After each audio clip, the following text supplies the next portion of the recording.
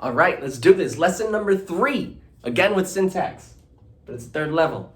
The weight of your words.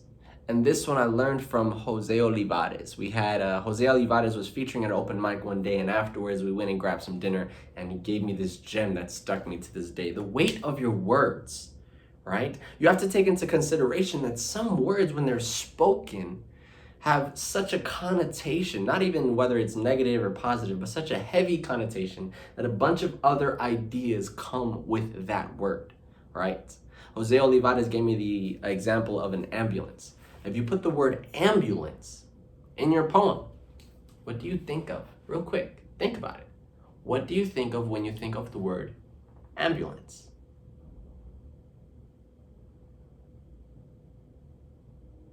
You probably mentioned lights, sirens, a sense of urgency, rushing, right? Wee woo, wee woo, I can hear it, I can feel it. Maybe there's blood, right? My heart is racing. All these ideas was because we said the word ambulance. So I have to be cautious about putting the word ambulance in my poem. If I'm talking about walking down the street and getting ice cream with my son, and I'm like, oh, look, the ambulance drove by. Why would I mention that? Why would I mention the ambulance in a poem about getting ice cream with my son? I'm going to make people think something happened. I'm going to make people think, now, did something happen? Okay, cool. Then, all right, add the ambulance. Something happened.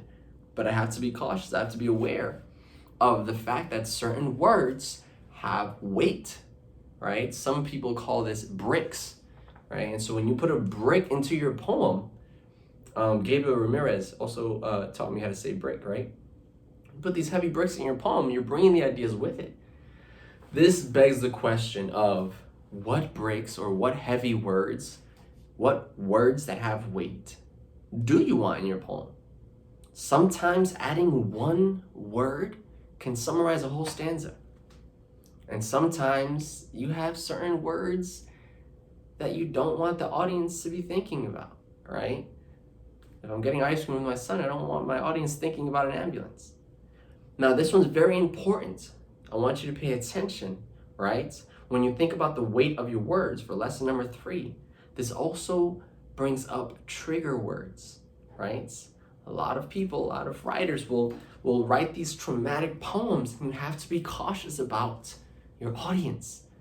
When you're just spewing words that can trigger or traumatize somebody instantly and make them revisit memories that they don't want to revisit, right? That's why we have trigger warnings at open mics.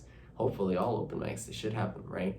They allow you to give a content warning or a trigger warning to let the audience know what you're about to talk about. Because these words bring heavy ideas, all right?